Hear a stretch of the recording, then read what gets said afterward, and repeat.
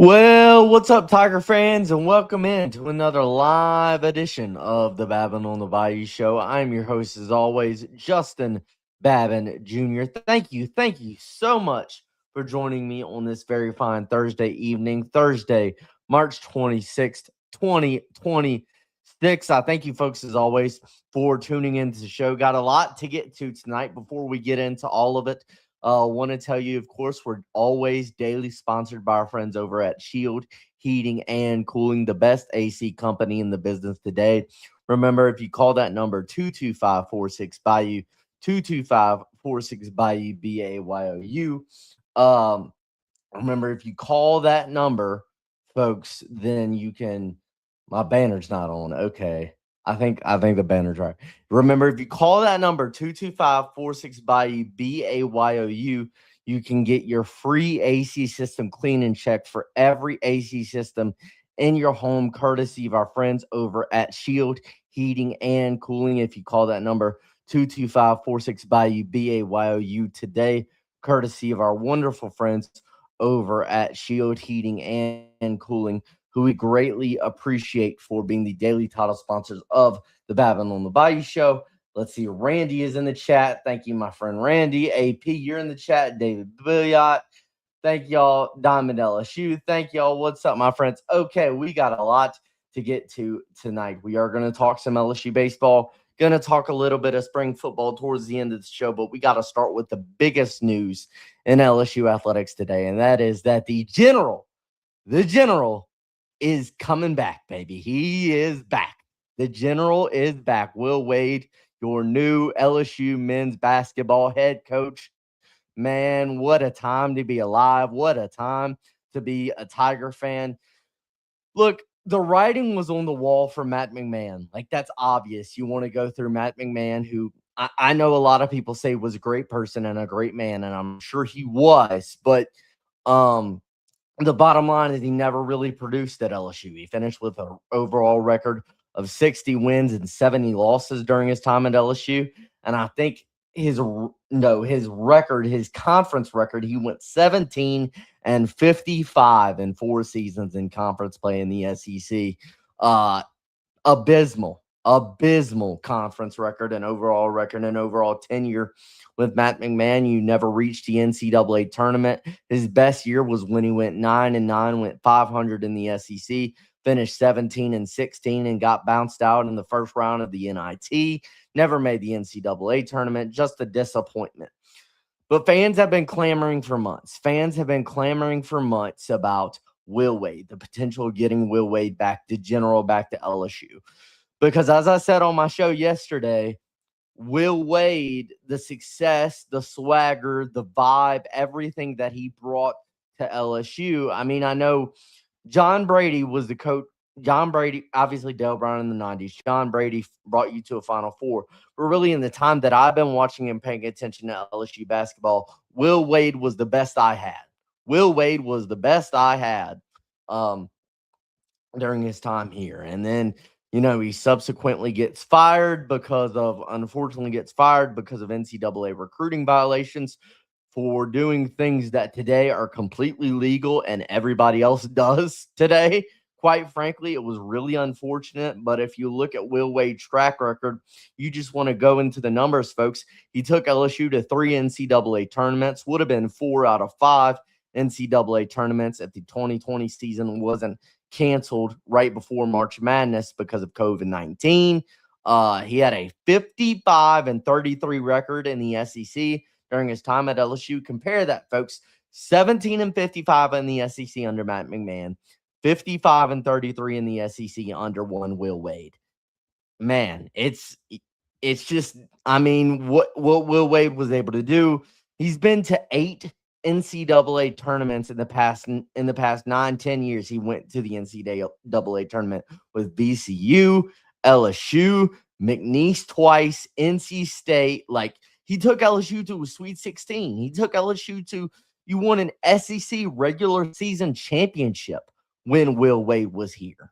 And man, it's just, Will Wade loves LSU. Like, he loves LSU, and LSU loves him, and the LSU fans love him, and you were clamoring to get Will Wade back here. And it really started, you know, reports, and Zach Nunez does such a great job with Go Deep Dive on reporting on all this stuff.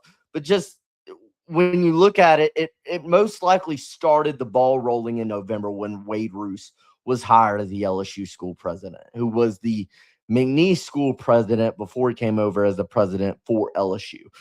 Wade Roos was the president at McNeese when Will Wade was the head coach at McNeese when he took them to 2 straight NCAA tournaments at McNeese. And then it's reported a couple days ago that LSU is going after Heath Schroyer. Heath Schroyer was the McNeese State athletic director. He was the athletic director when Will Wade was the head coach there.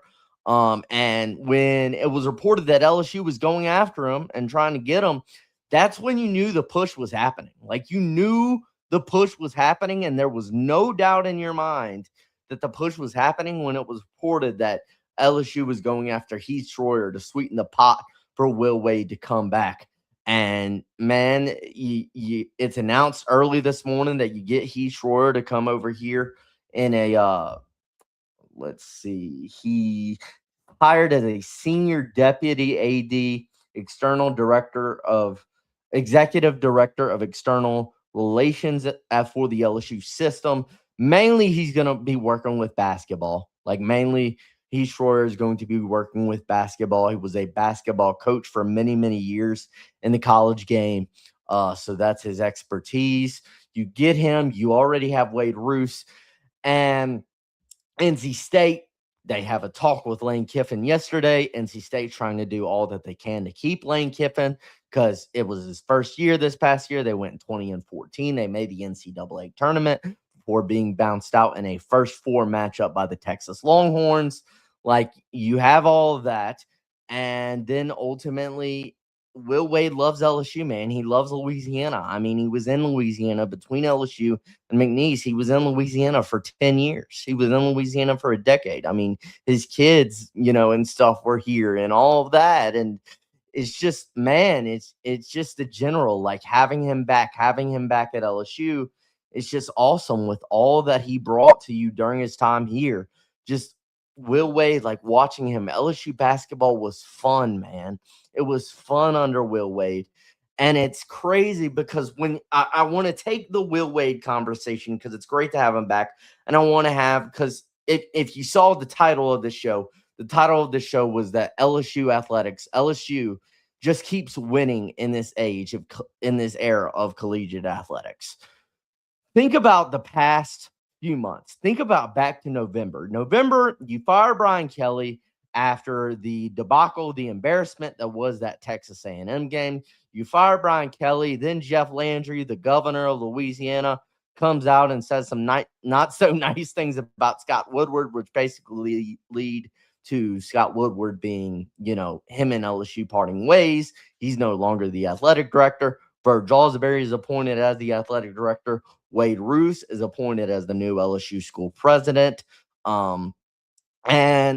In November, it was like a lot of people were kind of, I don't want to say celebrating, but a lot of people were like, oh, look at LSU. I mean, they got the governor involved. Look at this clown show and like stuff like that. And like, what coach is going to want to come here? Well, you got the guy that everybody wanted, that everybody else was going after. You got one of the premier coach in college football, one of the best offensive minds that we have ever seen in the history of college football, a guy who coached under Nick Saban, who coached under Pete Carroll, who for 6 seasons was the best head coach Ole Miss ever had, led them to basically making 10 wins, was the standard for every season at Ole Miss when Lane Kiffin was there.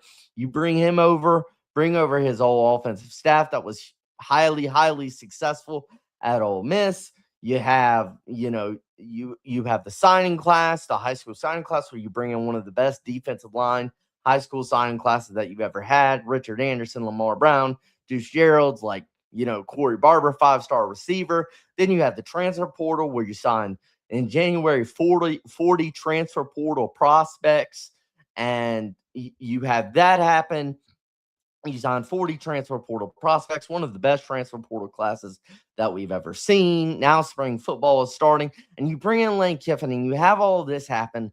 And now you bring in Will Wade, man. Now you bring in Will Wade, and a guy who had a ton of success while I was here, and a guy who LSU fans, always wanted to come back. Were clamoring to come back for years because you saw the writing on the wall with Matt McMahon, and now Will Wade's back. And it's interesting. You've had a situation where after Brian Kelly was fired, everybody, like all of the fans, were clamoring, go after Lane Kiffin, go get Lane Kiffin, go get Lane Kiffin. You got him. The writings on the wall with Matt McMahon, every fan is like, go after Will Wade, go after Will Wade, go after Will Wade. You got him. You went after him. Give credit to this LSU athletic department. What they've been doing is nothing short of, I mean, folks, when you look at it, like, just look at where LSU athletics is right now. You have Will Wade, Lane Kiffin, Jay Johnson, and Kim Mulkey all coaching at the same university at the same time. That is elite. That's next level. That's what you call just different, if I was to use a term. Like, think about, you can go down the line. Kim Mulkey, one of the best women's basketball coaches ever, multiple national championships as a head coach at Baylor. She won the national championship in 2023 at LSU. Jay Johnson, and two out of the 4 years Jay Johnson has been here, he's walked away with a national championship. He's the best college baseball coach in America today. Lane Kiffin, as I've said before, one of the best and brightest offensive minds that college football has ever seen. I mean, look at his track record at Ole Miss, what he's been able to do. I mean, you bring him in. Now you bring in Will Wade, who brought you to a Sweet 16, brought you to multiple NCAA tournament appearances. I mean, as I've said, folks, he's been to 8 NCAA tournaments with 4 different schools over the past decade, over the past 10 years, pretty much. Just what else can you say? What else can you say about this university? You want to go to gymnastics, where you've won a national championship in gymnastics. You've had plenty of success in track and field and so many other sports. Like, in the era of NIL, in the era of rev share and all of these things, right? I've heard for years and years and years, Louisiana, oh, it's a poor state. They got no money down in Louisiana. Now, that may be true in some sense, at the state level and all of that. But with the donors and the big pockets you got at LSU, man, I heard in November, oh, you don't have the money to fire Brian Kelly and pay a $50 million buyout and then hire Lane Kiffin. Well, you did it. You fired Brian Kelly, you paid the $50 million buyout, and you signed Lane Kiffin for $90 million. You got his staff. You got the best transfer portal class in the country. Then I'm hearing, oh, you don't have the money to fire Matt McMahon. You don't have the money to fire him and pay an $8 million buyout and then go and lure NC State or Will Wade away from NC State. Well, you did it, folks. So every single time that people have told me that LSU doesn't have the money, they're not going to pony up, it's not there, LSU has said, hey, we got it. What you need? What do you need? We got it. That's what LSU has done. This athletic program in the era of NIL and rev share in college athletics, to compete, you gotta put up the money. You gotta put up the money. And in every sense, LSU has put up the money. They have put up the big bucks to where you have Mulkey, Johnson, Kiffin, and Wade at the same university, folks. It is a great time to be alive as an LSU fan. I texted AP and Paul earlier today. I was like, we couldn't have chosen a better year to start covering LSU athletics. We really could not have chosen a better year to start covering LSU athletics. And man, it's just what a time to be alive. Can't believe the general is back. Will Wade is back. It's here, folks. Just awesome, folks. Just awesome. Let's get to some of these comments, though. Let's see. Let's get to some of these comments. Will Wade is back. If you love something, set it free. And if it's true love, it will come back. Wade coming back. Yes, Sam. Yes. First time listener. Thank you. Tea time Tea Time 1050. Thank you, sir. Thank you so much for listening. Alex, great show. Go Tigers. Thank you so much for all the support, Alex. I greatly appreciate it. Let's see. McMahon seems more like a youth pastor than a basketball coach. Nice guy. Wish him the best. I do wish Matt McMahon the best. Tea Time Justin Babin Jr. knows ball, loves LSU as much as anyone. Recent Tiger graduate, super good guy. Got the honor of meeting Junior and his dad in Omaha. Yeah, that was great. That was an awesome time. Let's see. Not Lane Kiffin and Will Wade. This is my problem. I read these comments afterwards, and then been to Omaha, CWS. Okay, nice to see you. Nice to meet you. Let's see, David. Let's see, David Billiot in here that on Twitter will tell you that LSU is taking money from schools and hospitals for coaches. Yeah, I mean that's another part of this is LSU is the villain. LSU is the villain. Like they've been the villain since Kiffin was hired. They've been the villain since Kiffin was hired. But if you didn't think they were, they definitely are now because they got Will Wade. And a lot of people have a lot of strong feelings about Lane Kiffin, and a lot of people have a lot of strong feelings about Will Wade. So I don't care if we're the villain. I don't care if LSU is the villain. Go Tigers, baby. I mean, we are on a heater right now, folks. There's nothing better than being a Tiger fan right now. What a time we live in, folks. All right, let's see. That's what we got there. We got another comment here. Lean into the villain. Keep doing big things, Justin. Yes. Lean into being the villain. Yes, it is what it is now. You are the villain. People don't like you. And like people don't like you. If you're an LSU fan and you're interacting with people on Twitter and X and people, pop off at the mouth, it's because I mean, frankly, I wouldn't blame them. They probably want to be you. They probably want to be you.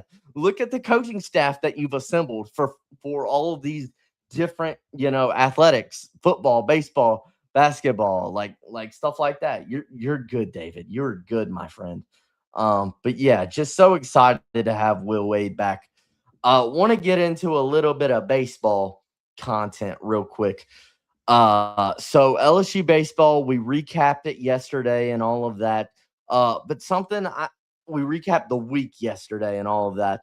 But something that we didn't touch on that I couldn't believe we didn't touch on, we need to touch on tonight. And really, this is our baseball topic for tonight. Who should replace Cooper Moore while Cooper Moore is out? He's got a tricep injury, going to be out multiple weeks. It's not season ending, so he'll be back eventually, but he's going to be out multiple weeks, folks. So who should replace Cooper Moore as a starter? Kaysen Evans is going to be the Friday starter. William Schmidt is being moved up to Saturday. So who should start Sunday? You play Kentucky this Sunday in the box. Who should start? Wanted to go through a few things, few options you have. I'll go through a few options, then I'll give you my option. So my first option I'll bring to the table is Zach Cowan. Zach Cowan is the most experienced starter out of this bullpen. Cowan is the most experienced starter. Now, Cowan had a rough start in the first 4 weeks of the season in non-conference play. When you look at it, we talked about it a lot on this show. He struggled in the non-conference in the first 4 weeks of the season, but he's looked good in his last two outings. In the first two outings he's made, first two outings he's had in SEC play, he's looked pretty good. Remember that game in Nashville where he came in relief and pitched 3 1/3 scoreless innings, gave up 1 hit, no walks, 5 strikeouts. That was, remember, at that time in that game in Nashville, no pitcher was able to come in and throw a strike that Friday night in Nashville. Zach Cowan was the guy that came in the game and kind of steadied the waters and helped your offense and helped your team get back in that game late with 3 1/3 scoreless innings. And then last weekend against Oklahoma, Cowan won another 1 1/3 scoreless innings against Oklahoma. Didn't give up a hit, and he struck out 1. He didn't issue a walk. So Cowan, while he did struggle in the non-conference, his last two outings have been really, really good. And he was your best. He and Casey Evans, I say it all the time, they were your best two arms out of the bullpen last year when you look at it. Cowan, when he's on, he can spot the changeup and he can spot the slider, four strikes, and have good command. At times early in the season, he left breaking balls up in the zone a little bit too much. That's where he struggled. He's been better at that in his last two outings. And when you look at it again, he's the most experienced guy, um, most experienced starter. Remember, he was the ace at Walford in 2024 when he pitched 110 innings as the ace at Walford in 2024. And then last year he worked 3+ innings 9 times last year. So he had some extended outings last year. Remember that great start, that phenomenal start he had that really helped LSU in Omaha last year against Arkansas in the CWS, where he went 5 1/3 innings, only gave up 1 run on 4 hits with 6 strikeouts. That was a start you very, very much needed just in that situation. I mean, that game got you into the CWS finals against Coastal Carolina. Like that was big time by Zach Cowan. So he's got the most experience of any guy on the team. Any guy in this bullpen, Cowan's got the most starting experience. Left-hander Cooper Williams. So when you talk about Cooper Williams, he can bring a different look as a lefty compared to the righties with Evans and Schmidt. He can bring you a different look. But it's been a little up and down with Cooper Williams this year. I thought he was going to be the best left-hander on this staff, on this pitching staff to start the season. He hasn't really been that, and it's been up and down. He had that great opening day relief appearance against Milwaukee, but since then he threw 49 pitches in that really great opening day relief appearance against Milwaukee. But since that game, he hasn't thrown over 27 pitches in any other outing he's had this season. It's been up and down for Cooper Williams. It's also been up and down a little bit for Jaden Newt as well. He's been a little inconsistent also. Newt has thrown less than 10 pitches in half of his outings in this season. So in 3, Jaden Newt's had 6 outings on the season, and 3 of those he's thrown less than 10 pitches. He does have 6 starts since last season. Since the beginning of the 2025 season, Newt does have 6 starts under his belt. Most of those starts are in midweek games where he's gone in there and thrown a couple of innings. Maverick Rizzi has a 2.57 ERA, one of the lowest ERAs on the team this year for Rizzi in 14 innings pitched. But Rizzi doesn't really have any starting experience under his belt so far as a Tiger, and he's been wild with his command at times. At times, Rizzi's been good. Like 2.57 ERA is good objectively, but when you look at it, you remember, throwing pitches to the backstop at times, struggle with command at times. So you have some options here. And then the other option is Gavin Guidry. Here. And he obviously, his 2025 season, he didn't play in 2025 because of that back injury, but in the preseason, they were prepping him to potentially give him the opportunity to be a weekend starter in the weekend rotation. He did have a start against ULL earlier this year in Lafayette. But for me, I don't think you want to take Gavin Guidry out of the bullpen. I don't think you want to take him out of the bullpen on Friday and Saturday because he's been your best reliever on the season so far. I don't think you want to take Guidry out of that spot. If it's me, I'm going with Zach Cowan on Sunday. I'm taking Zach Cowan on Sunday. I think Cowan's got the most starting experience of anybody in this bullpen. He did struggle in non-conference a little bit, but he's bounced back in a really big way over his past 2 outings. The outing he had against Vandy, the outing he had against OU. Zach Cowan, he's fresh. He hasn't pitched since the last Thursday in game 1 against Oklahoma. So he's fresh. And he's got the starting experience, and I would go with Zach Cowan. That's the guy I would roll with and bring out there on Sunday if it was my choice. And he's done it. He's done it in big situations. I mean, he did it on the biggest stage against Arkansas in Omaha last year. He did it, and he did it at an extremely high level. Like, so I would roll with Zach Cowan. That's what I would do personally on the LSU baseball front for who I would start this weekend. Um, let's see. At least we can have now fun now. We're the villain that hated with BK, but we were miserable. Cowan been throwing that slider too. Yes, throwing. Sorry, I'm late, buddy. You're good, Paul. You are good, Paul. AP. Yeah, that slider is really good. It's been better. Like I said, he's been better over the past two outings for Cowan, and he's the guy I would roll with on Sunday. All right. Last segment I wanted to touch on before we get out of here. I wanted to go through some notes that I had on the first couple of practices for LSU football in spring practice. They obviously started spring practice this week. Their first practice was on Tuesday. They had another practice today. Before we get into this discussion, because I do want to talk about spring football, but I need to be transparent. I was thinking of how I would handle this. I do not have a credential, so I was not at any of these practices. The information that I have gathered is from articles I've read. I love reading a lot of articles from a lot of people I trust. I'll give you some sources. Shay Dixon, On 3, Bingo Tiger, they're always great to read. Hunt Palmer does great work. David Billiot does great work with his baseball game recaps. I really enjoy David's recaps. I've also, there's been some videos come out from Tingle & Co. from the practices. TigerBait.com also has some practice videos that they've released.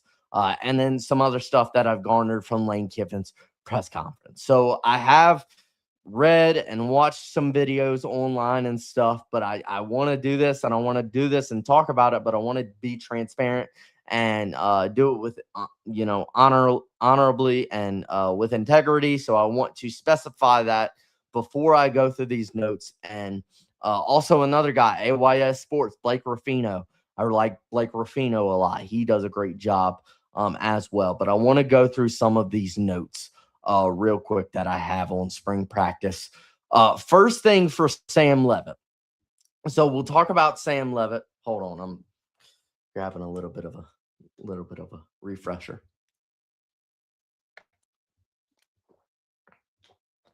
All right. First thing on Sam Levitt. So Sam Levitt's going to be your starting quarterback in 2026. He was the highest rated transfer portal prospect in the transfer portal class in January, number one ranked portal prospect out of the portal in January. Led ASU, had two really good seasons at ASU in 2024, led them to a Big 12 championship win and a CFP playoff appearance.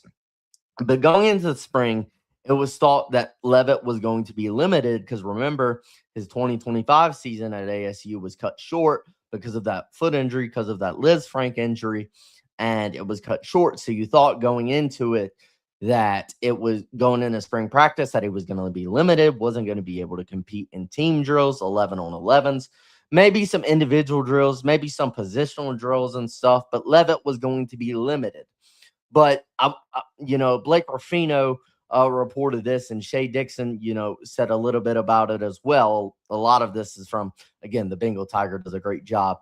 But I was a little bit shocked on Tuesday reading that Sam Levitt, in some time that the media got to see him, was in a couple of one-on-one drills. He was scrambling in the pocket. He was moving around in the pocket. And in, not in a lot of instances, but in one instance, or a couple instances for sure, he was scrambling around in the pocket. He was moving, and he was being chased by a defender. I was not expecting to read that in the first, spring practice report, spring practice stuff that I read, that Levitt was moving around like that and being chased by defenders. I was not expecting that.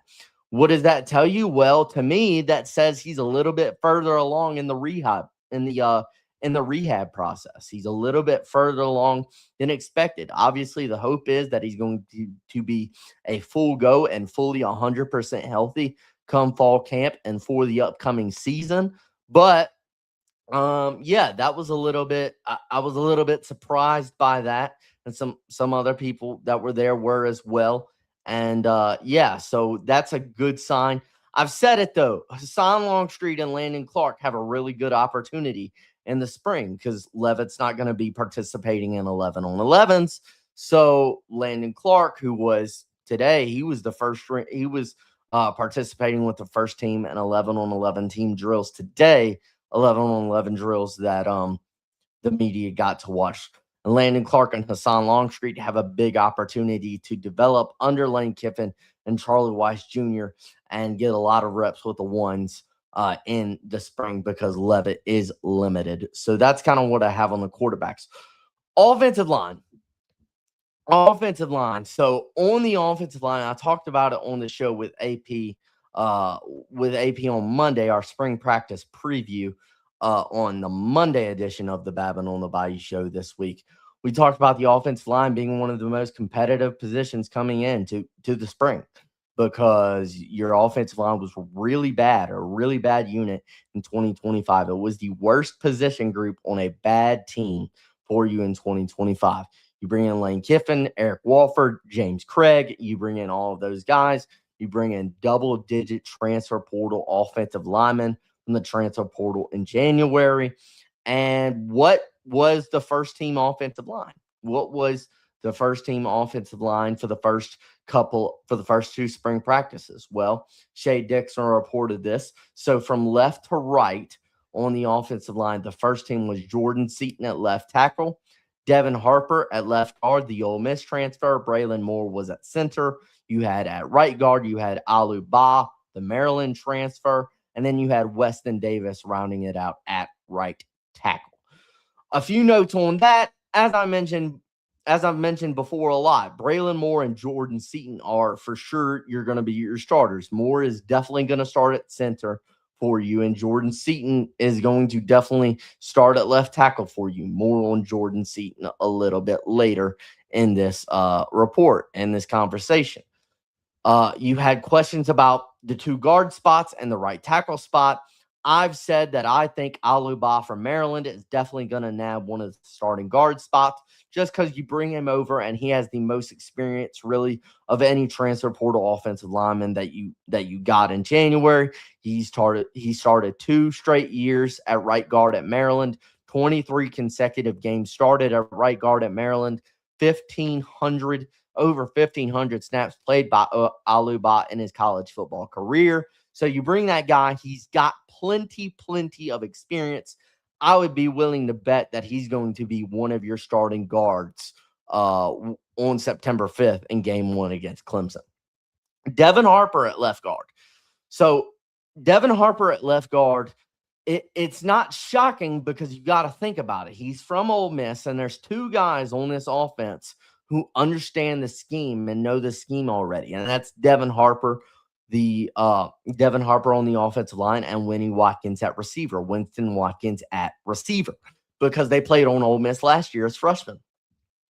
So because they know the scheme, they have a little bit of an advantage when all of these guys, like, that's the big thing. One of the biggest things for this offense in the spring is learning this scheme, learning this, style of play, learning this up-tempo offense that Lane Kiffin and Charlie Weiss Jr. have. Like, that's one of the biggest things for this offense in this season. So in spring practice, excuse me. So Devin Harper is the first team at left guard for the first 2 spring practices. That's not really shocking considering how much he knows the scheme, coming over from Ole Miss as a freshman last year. At right tackle, you had Weston Davis, who, again, started a lot for you at right tackle in 2025. I believe he started 10 games last year at right tackle for you, over 500 snaps played.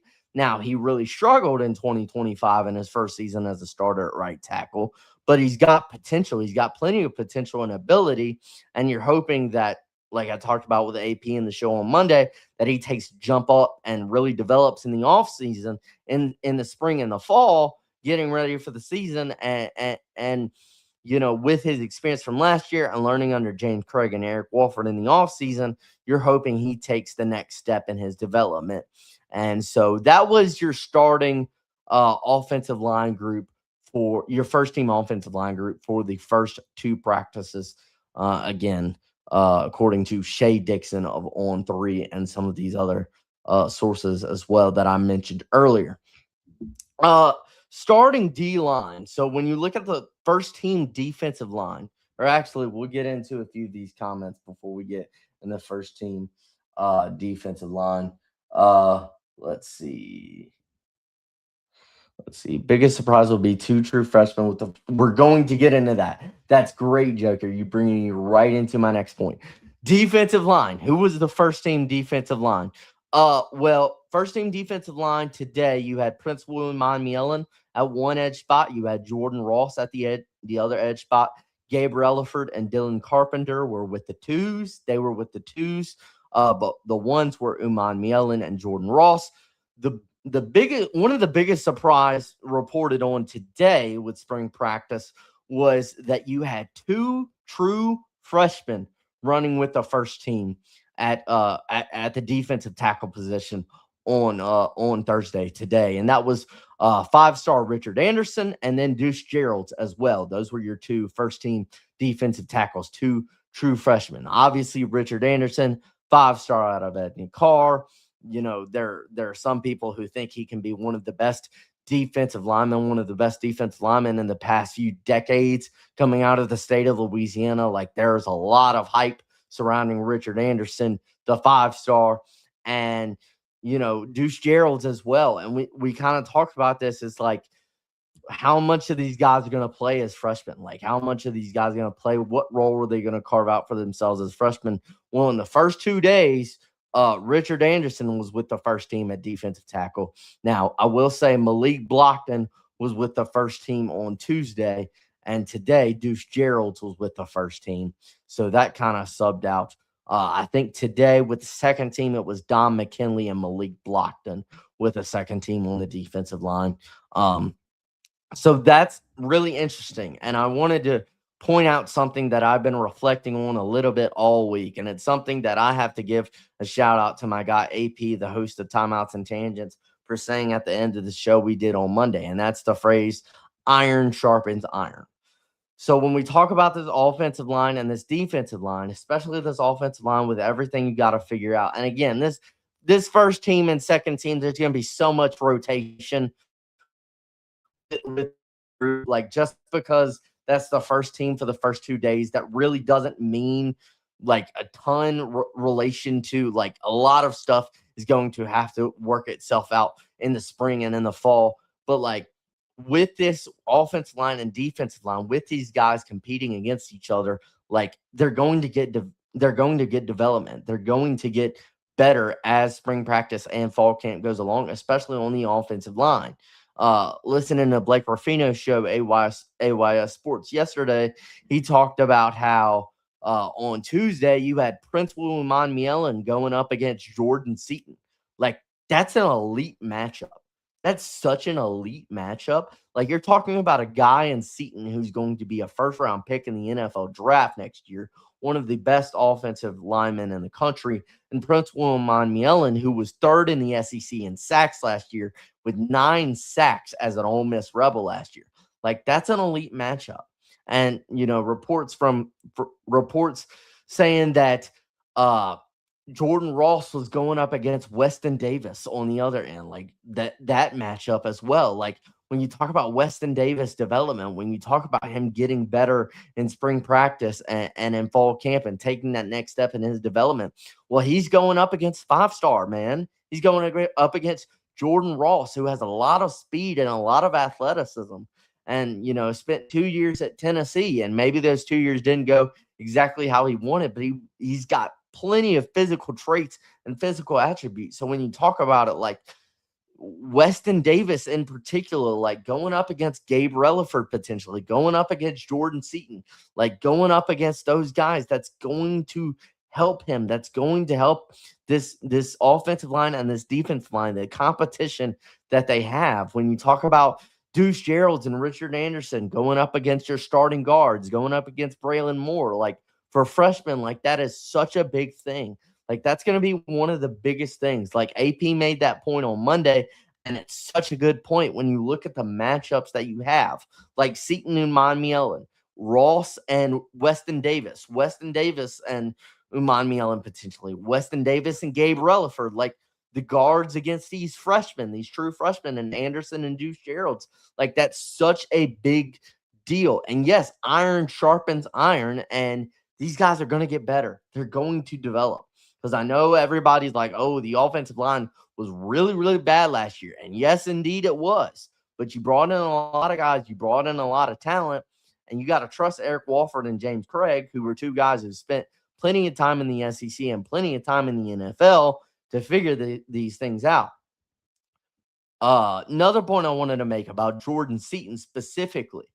Lane Kiffin said in his press conference in his time with the media on Tuesday after spring practice concluded, talking about Jordan Seaton, talking about how he, one instance, Lane Kiffin still in the still in the facility, the team facility on a Sunday night at 9 p.m. And he glances out the window and sees Jordan Seaton on the practice field working by himself to get better. Like, Jordan Seaton is a guy who, again, so highly touted. He should be, a surefire first-round draft pick next year. You get him out of the transfer portal, a top 5 portal prospect out of the portal that you got. And yes, these guys are getting paid a lot of money, obviously, with NIL and all of that. But like Jordan Seaton, the work ethic that Jordan Seaton has shown being at the practice facility late at night on a Sunday night. And then, by all reports, Jordan Seaton has lost over 20 pounds of weight in 60 days. In the 60 days Jordan Seaton has been at LSU, I mean, he came from Colorado and he weighed about 325, 330, and now he weighs about 307, 305. So he's lost weight. He's lost 20 pounds. And Jordan Seaton, man, he's explosive. He's one of the best offensive linemen in the country. But the work that dude is putting in, man, it is really, really impressive. You losing all that weight in just 60 days, and then, being at the practice facility late and setting that tone and being a team leader early. So that's kind of what I have on the lines of scrimmage. Another video, Tingle & Co. released this video on Tuesday. I love this video. I just got to shout it out. It was Kevin Smith coaching up the running backs. If you haven't seen this video, you need to go back and watch it. I loved it because he was coaching them hard.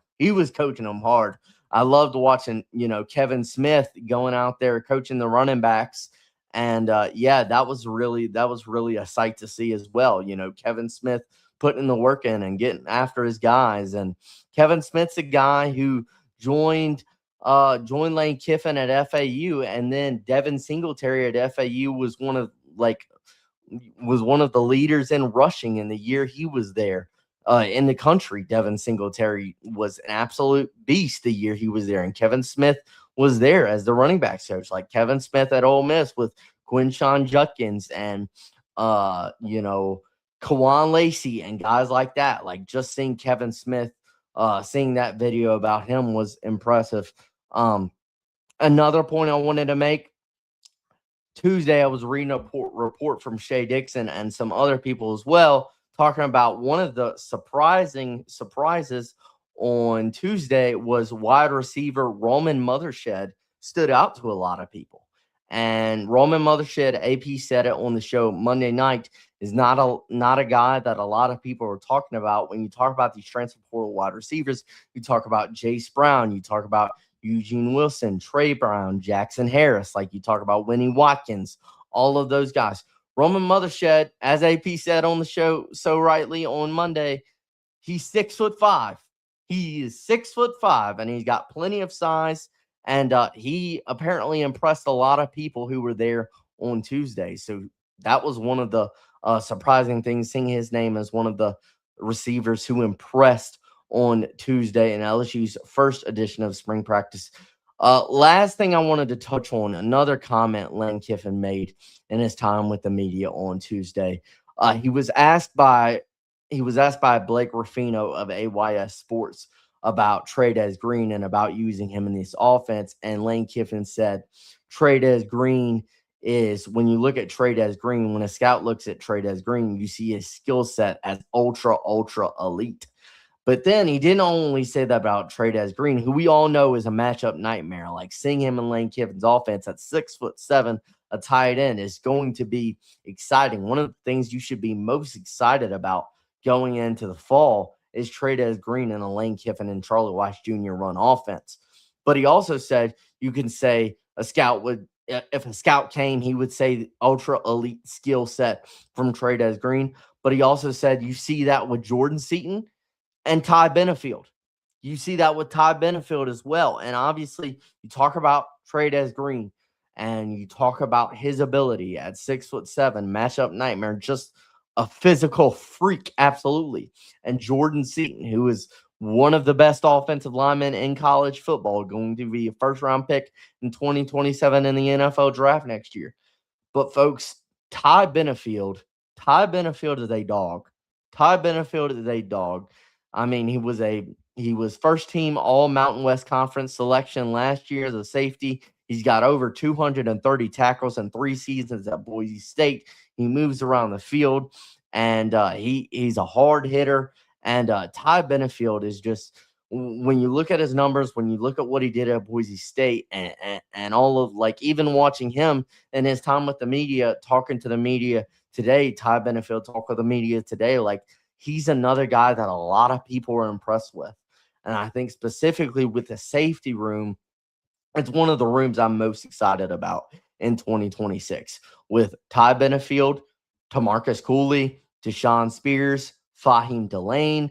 Like, the safety room, when you look at it, man, it is legit. I mean, Tamarcus Cooley played the most snaps of anybody on LSU defense in 2025. You saw great things from Deshaun Spears in limited roles. He was behind Halsey and Cooley last year in 2025. But when Deshaun Spears played, he balled out. And then Ty Benefield coming over from Boise State. I mean, 230 tackles, over 230 tackles in 3 years at Boise State, and a first-team All Mountain West Conference selection, a guy who passed on the draft. Ty Benefield could have entered the NFL draft. He passed on it to come to LSU, like a guy who a lot of people are really high on. And then Fahim Delane, a physical, violent player, the younger brother of Mansour Delane. Like, all of these things, like this safety room, it's a deep, talented room. It's one of the rooms I'm most excited to see on the football field in the fall for 2026 is this LSU safety room with those 4 guys you got in Cooley, Spears, Benefield, and Delane. But yeah, just that statement when Lane Kiffin saying, ultra elite talent for not just for Trey'Dez Green, but you can also say that about Jordan Seaton and Ty Benefield. Like, not saying you don't have that from you have that from other guys on the team as well. But those were in a comment, in a quote, those were the 3 guys that Lane Kiffin highlighted on Tuesday. Like, those were the 3 guys he highlighted on Tuesday because he's seeing it. Like, he's seeing it, and a lot of other people are seeing it as well. Let's see.